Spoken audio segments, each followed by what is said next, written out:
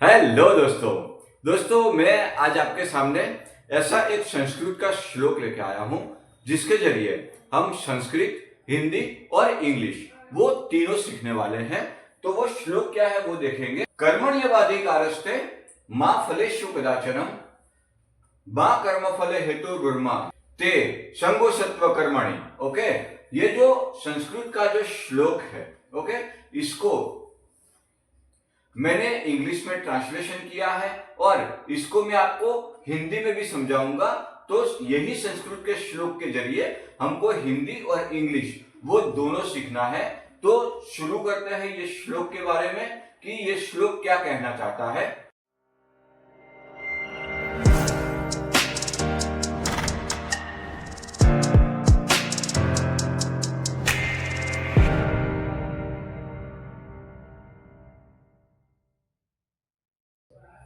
सबसे पहले इसका हिंदी में हम भावार्थ देखेंगे। तो हिंदी में भावार्थ ये होता है, तुम्हारा अधिकार केवल कर्म करने में है, उसके फल में कभी नहीं। ओके, इसीलिए न तो कर्म फल की इच्छा का कारण बनो और न ही अकर्म यानी कि कर्तव्य न करने में आसक्त हो। ओके, मतलब कि तुम काम मत करो, ऐसा मत करो, ठीक है। कार्य तो तुम्हें करना ही होगा। तुम्हारा अधिकार केवल कर्म करने में है, उसका फल क्या होगा उसकी इच्छा आपको हरगिज नहीं रखनी है। ओके, क्योंकि जो भी कर्म करोगे उसका फल आपको मिलना ही मिलना है। शॉर्ट में आपको भावार्थ बता देता हूं कि कर्म करो, फल की इच्छा कभी मत रखो। उद्यम, कर्म और मेहनत वो तीनों आवश्यक है। दोस्तों मैंने इसका ही इंग्लिश में भी ट्रांसलेशन किया है।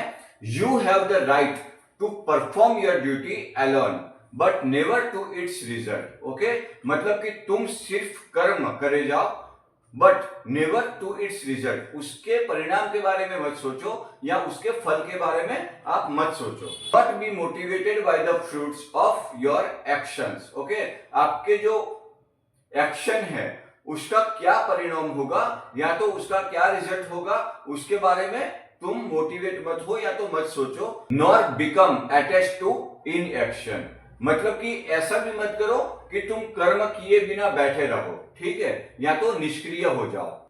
इसका थोड़ा सा इंग्लिश में सिंपल सीखेंगे कि do not become attached to the fruits of action. Okay, मतलब कि जो भी कार्य है उसके फल की आशा में आप अटैच मत हो। Okay, and do not be attached to in action, और बिल्कुल निष्क्रिय भी नहीं बने रहने का। दोस्तों कर्मणि, ओके, तो जो कर्मणि शब्द है ना, कर्मणि व अधिकारस्ते, तो कर्मणि शब्द है ना, इसका मतलब होता है कर्म में। ओके, मतलब कि इसका इंग्लिश में मीनिंग होता है इन एक्शन या तो इन ड्यूटी।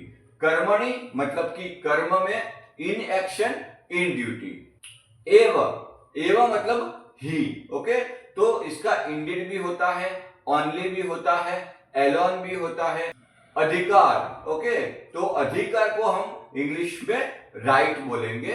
तो कर्मणि व अधिकारस्ते, तो ये जो अधिकार है ना, मतलब कि कर्म पे तुम्हारा अधिकार है, तुम फल की इच्छा नहीं रख सकते हो। ओके, कर्म करने में तुम्हारा पूरा अधिकार है, मतलब you have right to effort. Okay, तुम्हें कर्म करने का अधिकार है। ते मतलब तुम्हारा, योर्स। ओके, तुम्हारा अधिकार है। तो ते मतलब हिंदी में क्या होता है तुम्हारा, और इंग्लिश में होता है योर्स। मैंने योर के पीछे एस इसीलिए लगाया है कि जब हमें लास्ट में यूज करना होता है तो हम योर्स बोलते हैं। अब संस्कृत का एक शब्द है मां। ओके, तो ये मां का मतलब होता है नहीं। नहीं मतलब इसको इंग्लिश में हम बोलेंगे नॉट।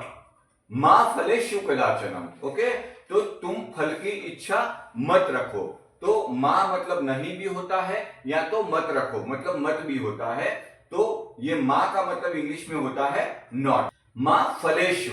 ओके, देखो ये जो फलेषु है ना, वो हमें हिंदी शब्द ही लगता है, मतलब कि फलेषु मतलब के फलों में या तो फल की इच्छा मत रखो। तो इन द रिजल्ट, जो कदाचन है उसका हिंदी में मीनिंग होगा कभी नहीं और इंग्लिश में होगा नेवर। वापिस वही शब्द आया मां। माँ मतलब कि मत भी होता है और नहीं भी होता है, मतलब कि डू नॉट। ओके, नॉट या तो डू नॉट, कि तुम्हें ऐसा नहीं करना है। कर्म फल, कर्म का फल। ओके, फ्रूट्स, फ्रूट्स मतलब कि देखो हमें फ्रूट के, ये फल मतलब कि फ्रूट के बारे में बात नहीं करनी है, पर फ्रूट मतलब कि रिजल्ट, रिजल्ट ऑफ एक्शन। तो कर्म का जो फल होता है उसको इंग्लिश में हम बोलते हैं रिजल्ट ऑफ एक्शन। हेतुर्भु, हेतुर्भु मतलब कि किसी का हेतु बनना या तो कारण बनना। ओके, ये जो हेतुर्भु है मतलब इसका हिंदी क्या होता है, कारण बनना। उसका इंग्लिश क्या बनाएंगे, to be the cause. Okay, भू मतलब कि बनना। ओके, भू मतलब बनना, ये जो संस्कृत वर्ड है भू, इसको हिंदी में बोलेंगे बनना और इंग्लिश में बोलेंगे टू बी या तो टू बिकम। ओके, वापिस वही शब्द में लूंगा, माँ, माँ मतलब कि मत या तो नहीं, मतलब कि डू नॉट। ओके, ते, ते मतलब कि तुम्हारा यानी कि योर्स, जो मैंने आगे भी आपको सिखा दिया है। संगो मतलब कि लगाव या तो आसक्ति। ओके, मतलब इसका इंग्लिश में मीनिंग क्या होगा, अटैचमेंट, किसी के साथ कुछ अटैच होते हैं, मतलब कि आसक्ति होती है या किसी से कुछ लगाव होता है, इंग्लिश में हम उसको अटैचमेंट बोलते हैं। अस्तु, अस्तु मतलब कि हो। ओके, संस्कृत में शब्द है अस्तु, हिंदी में हम बोलेंगे हो, मतलब कि तुम आसक्त ना हो। ओके, जिसको हम हो मतलब कि जो बोलते हैं ना टू बी, टू बी मतलब कि होना, तो जो बी है उसको हम हिंदी में हो बोलेंगे, संस्कृत में हम इसको अस्तु बोलेंगे। अब एक लास्ट वर्ड आया है अकर्मणि। ओके, अकर्मणि मतलब कि कर्तव्य न करना या तो काम बिल्कुल न करना, जो जिसको जो हमें पता चलता है अकर्म से। ओके, तो कर्तव्य न करना या तो बिल्कुल काम न करना। Do not do any action या तो इन एक्शन। तो ये जो अकर्मणि है उसको बोलते हैं कि निष्क्रिय रहना।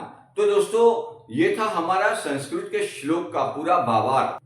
दोस्तों ऐसे ही बहुत से वीडियो मैं आपके लिए लेके आने वाला हूं, तो जुड़े रहिए हमारी चैनल से, लाइक कीजिए, सब्सक्राइब कीजिए। जय हिंद, जय भारत।